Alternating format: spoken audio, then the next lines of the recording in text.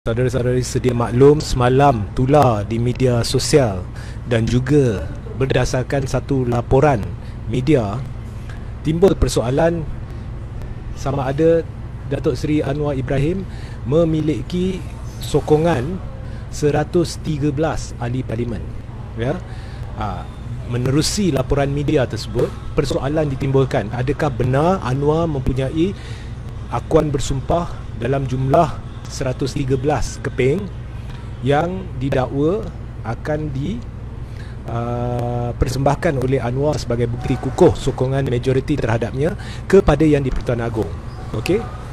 Dan perkara ni juga dibawa di media sosial dan media-media alternatif yang dilihat pro Anwar. Jadi jaringan media pro Anwar lah, boleh diklasifikasikan sebegitulah. Jadi benarkah benda ni?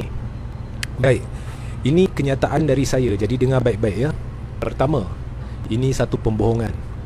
Okey. Pertama, ini satu pembohongan. Kalau dulu-dulu saudara-saudari masih ingat, saya membuat satu live di mana saya menjelaskan sebelum Anwar menghadap Yang di-Pertuan Agong dulu, ya. Bermula daripada tarikh Anwar membuat press conference dengan memanggil wartawan dari luar negara dan tempatan, kononnya dia ada majoriti hampir 2/3. Saya membongkarkan dan secara konsisten saya berkata, nombor satu, Anwar tidak memiliki sokongan majoriti, malah jumlah sokongan terhadapnya tidak pernah mencecah angka 90 ke 80 lebih yang saya cerita dulu. Okey, tak maknanya safe to say lah, tak pernah melangkaui angka 100. Itu secara konsisten saya sebut. Walaupun pada ketika itu gelombang propaganda yang dimainkan oleh jaringan media pro Anwar di media sosial dan menerusi portal-portal tertentu memang hebat. Alasan yang digunakan ialah kalau dahulu kala Anwar menipu, sekarang ni tak mungkin menipu sebab Anwar dah memang akan menghadap Yang di-Pertuan Agong. Jadi keterdesakan Anwar sebegitu rupa sampai nama Agong dijaja untuk meyakinkan ahli parlimen yang masih belum menyokongnya agar mereka menandatangani akuan bersumpah untuk menyokongnya. Itulah keterdesakan Anwar. Jadi saya membongkarkan ini semua tidak benar. Hari demi hari saya konsisten. Dan akhirnya bila sampai tarikh Anwar menghadap, apa yang berlaku? Anwar tidak menunjukkan sebarang bukti sahih sokongan terhadap yang kononnya hampir 2/3 tu tidak pernah mempersembahkan bukti sokongan tu kepada Yang di-Pertuan Agong. Okey, sampai ditegur oleh Agong untuk menurut proses perlembagaan persekutuan yang lazim. Sebab di dalam perlembagaan persekutuan tidak ada kau kumpul akuan bersumpah sebanyak ni, itu akan dijadikan asas untuk tumbangkan kerajaan. Itu tidak benar. Jadi penipuan-penipuan portal-portal pro Anwar ni memang nyata, yang mendakwa kononnya pada 13 hari bulan selepas Anwar berjumpa dengan Yang di-Pertuan Agong dan mempersembahkan bukti, maka kerajaan akan jatuh. Itu tidak benar.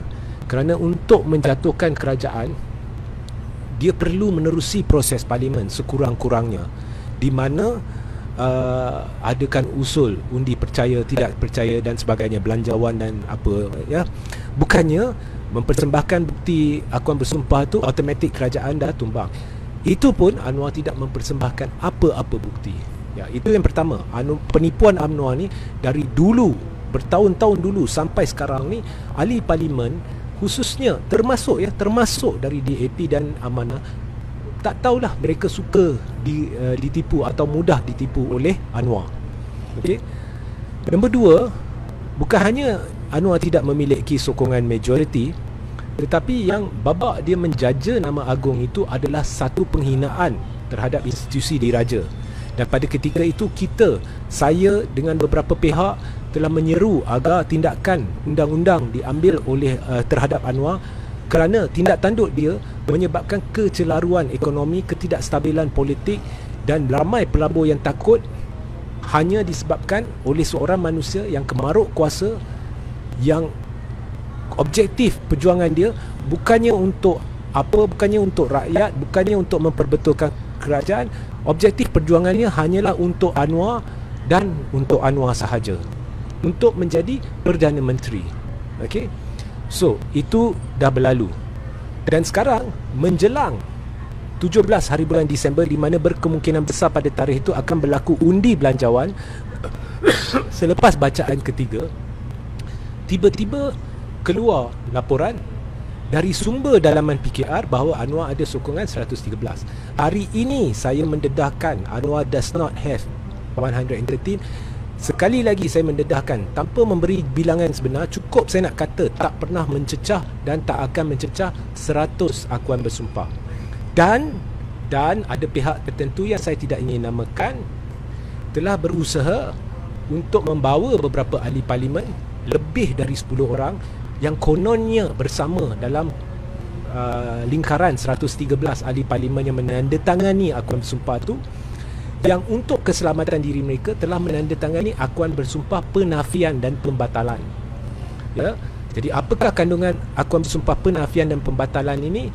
Saya tidak boleh bongkarkan. Jumlahnya jauh melebihi 10 ahli parlimen, kerana mereka takut nama mereka dijaja. Sebab sebelum ni pernah nama ahli parlimen tertentu dijaja oleh entah siapa, keluar satu senarai, akhirnya ianya menjurus kepada banyak laporan polis terhadap Anwar, ataupun sekurang-kurangnya laporan polis untuk meminta pihak PDRM menyiasat senarai tersebut, sehingga Anwar pernah dipanggil ke balai untuk memberi keterangan.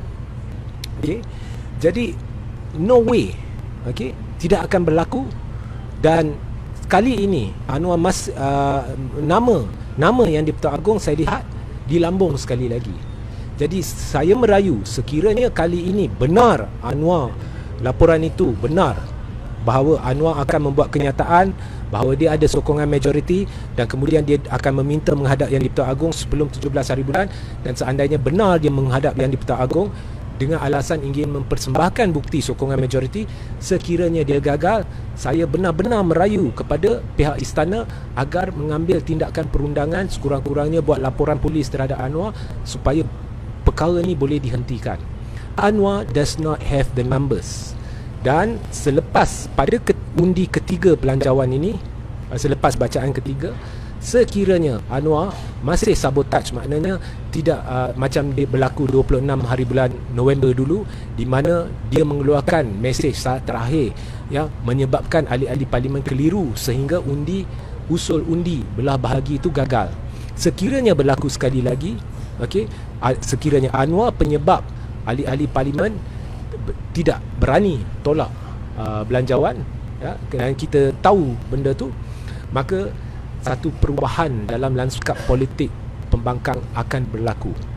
Dan sekarang pun ada blok kuasa ketiga ni memang tidak boleh terima Anwar. Esok Anwar cubalah buat benda tu, kita lihat apa yang berlaku seterusnya.